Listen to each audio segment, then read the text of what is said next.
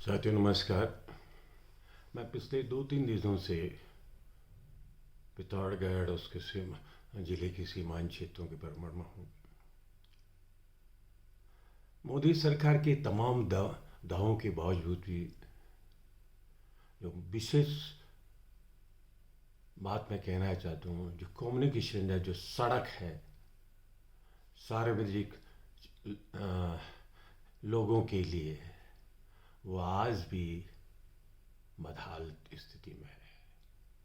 मोदी जी ने प्रधानमंत्री जी ने अपने पहले कार्यकाल में एक बहुत ही महत्वपूर्ण घोषणा की थी कि हम ग्वालदम से लेकर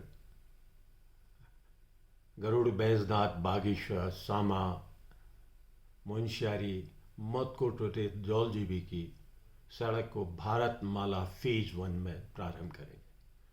बताया गया था भारत फेज माला 1 का उद्देश्य कि ये सीमांत क्षेत्र में, देश की सीमांत क्षेत्रों में सड़कों के जाल को और सुदृढ़ करेगा।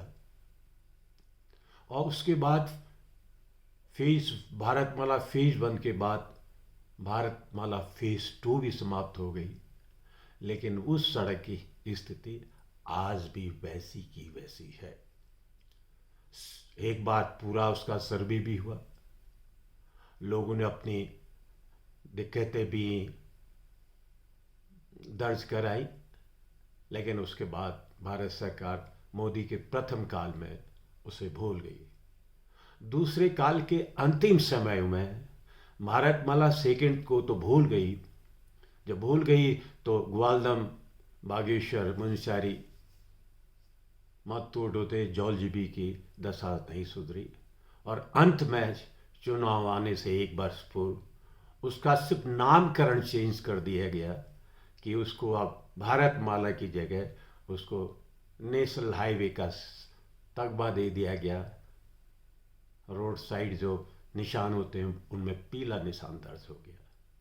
लेकिन इन 10 सालों में वो बहुत ही सामरिक रूप से कुमाऊं और गढ़वाल के बीच की दूरी को कम करने वाली एक नई आर्थिक युग के दोनों हिस्सों में नैतिक आय की युग की शुरुआत करने वाली, आखिर ग्वालदम तक, उधर से कर्णप्रयाग से ग्वालदम तो सड़क चौड़ी हो गई, लेकिन यहाँ जो इस हिस्से का कुमाऊं का हिस्सा था, न उसकी याद भारत सरकार को आई, न हमारे सांसद को आई, जो पहले कार्यकाल के बाद अब दूसरा कार्यकाल पूरा करने जा रहे। उसी के साथ चार धाम यात्रा ऑल वेदर रोड के तमाम घोषणाओं के बावजूद भी टनकपुर से पिथौरागढ़ तक मोदी का चौड़ीकरण का मार्ग पूरा हुआ। पिथौरागढ़ से गुंजी तक की सड़क को भी हमने कहा था इसको भी इसको भी राष्ट्रीय राजमार्ग का हिस्सा बना करके चौड़ीकरण किया जाए। लेकिन चौड़ीकरण का काम तो चल रहा है, लेकिन अभी भी वो स्टेट हाईवे का हिस्सा है, क्योंकि डिफेंस की सीमा की सड़क है। बहुत वर्षों से उस सड़क के निर्माण के लिए केंद्र से, सेना के बजट से उसको पैसा मिलता रहा, वो काम चल रहा है। लेकिन इंस्टीट्यूशनल हिस्सा होना चाहिए था। जब जौलजीबी मुंशियारी तक की सड़क को आप राष्ट्रीय राजमार्ग घोषित कर रहे हैं, तो पिथौरागढ़ से जौलजीबी से गुंजे को भी आगे के हिस्से को राष्ट्रीय राजमार्ग करते तो उसके मेंटेनेंस में भी कल को राज्य की सरकार को केंद्रीय फंड का हमेशा भरोसा रहता। लेकिन उससे आगे मैं जहां परसों गया, धारचूला से तवा घाट मोटर मार्ग में 3-4 किलोमीटर आगे हमारा जो एनएचपीसी का पावर स्टेशन हेडक्वार्टर है, उससे पहले एक रोड राथी को जाती है। लंबे समय से वहाँ की मांग है।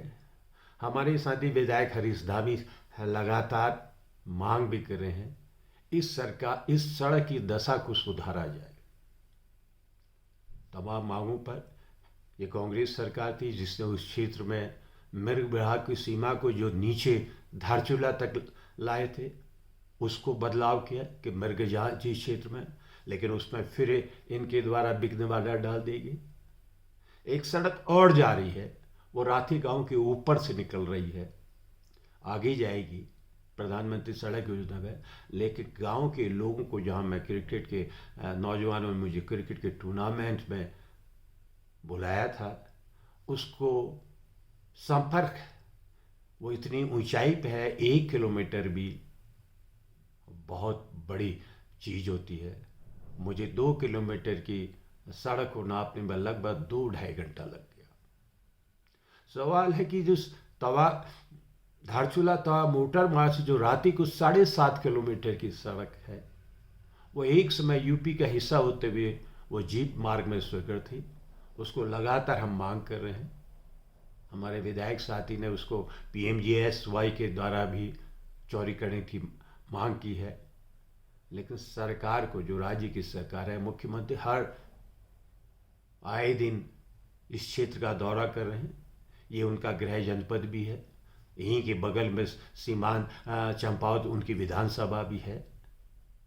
उस क्षेत्र के लोगों की मांग है कि जो सड़क है जिस पर लोग चल रहे हैं, मैं तो वहाँ के जो टैक्सी चालक है, जो लोगों को सार्वजनिक सेवा दे रहे हैं, उन चालकों को सलाम करता हूँ। जो लोग उसमें आ रहे हैं, भर भर के आ रहे हैं, उन लोगों को भी सलाम करता हूँ। कैसे वो दिल में हाथ रखते हुए वो 7 किलोमीटर की जर्नी को पास करते होंगे। मैं तो जब तक नीचे नहीं आ गया तब तक मैंने चांद की सांस नहीं ली। मैंने किसी से कुछ नहीं कहा, लेकिन मैं जब सड़क में उतरा, एक बार फिर उस महाईश्वर को सब कुछ नीचे लाने के लिए मैंने हृदय से, खामोशी से धन्यवाद दिया। मैं जिला प्रशासन से भी, प्रदेश की सरकार से भी, इस राठी मोटर मार्ग की, जिसमें आए दिन दुर्घटनाएं भी घटी, कई लोगों की मौत भी हुई, उसको प्रथम दृष्टि में ही उसको सबसे पहले तो वो जो सड़क कहाँ गड्ढे हैं उसका सुधारीकरण कर दिया। लगभग जो जीपें चल रही हैं, जो गाड़ियां चल रही हैं, जिसमें लोग, हमारे लोग आ रहे जा रहे हैं, उनकी सकुशल यात्रा तो संभव हो सके। आने वाले संदर्भ में, भविष्य में, वो प्रधानमंत्री सड़क योजना की तरह या किसी भी राज्य की सड़क में आप उसका चौड़ीकरण, विस्तारीकरण कीजिए। वो समय की मांग भी है, लेकिन उसमें समय लेगा। प्रथम दृष्टि तो यही है कि उस सड़क को चलने लायक, गाड़ियों की चलने के लिए बनाया जाए, उसका सुधारीकरण किया जाए। जहाँ सड़क नहीं, गड्ढे ही गड्ढे देखते हैं, और दुर्घटना होने पर अगर कोई होती है तो बचने की कोई संभावना नहीं दिखती है। तो मैं चाहूँगा राज्य के शासन से भी, लोक निर्माण मंत्री कभी आ जाए, एक बार उस एरिया का भ्रमण भी कर लें। वो तो वैसे ही भी बड़े मनुष्य जो ऊपर के प्राणी हैं, मैं उस पर कुछ नहीं कहना चाहे। आ दें, अपने ग्रामीण अंचलों की इन सड़कों की व्यथा को भी देख जाएं। जिला प्रशासन से भी कहूँगा, ये तमाम आपके जो अधिकारी है वो उसको देख के, आपके पास इस राज्य में भारत सरकार आपको पैसा देती है, बॉर्डर डेवलपमेंट फंड से मिलता है, ट्राइबल एरिया है, ट्राइबल फंड्स भी हैं, फंड्सों की कोई कमी नहीं है, दृष्टि की कमी है। लगातार साथी विधायक हमारे हरीश दामी उस क्षेत्र की सड़कों के और विकास के बारे में मांग भी कर रहे हैं। विस्थापन की भी समस्या है, लेकिन मैं पहले चाहूँगा और अपने सांसद जी से भी अनुरोध करूँगा कि 10 वर्षों के लंबे समय में लोगों ने आपको विश्वास भी दे रहा है, लेकिन आप क्यों अपनी इस जो प्रथम आपका किरदार उसमें असफल हुए? क्यों नहीं आपने राज्य की सरकार से ले भारत सरकार को, जहाँ तमाम भारत सरकारें बहुत पूर्व में भी पैसा दे रही थी, वो सीमांत की इन सड़कों की दशा को सुधारने में जो केंद्रीय फंड का, उसका क्यों नहीं सदुपयोग हो रहा है? जय हिंद, जय भारत।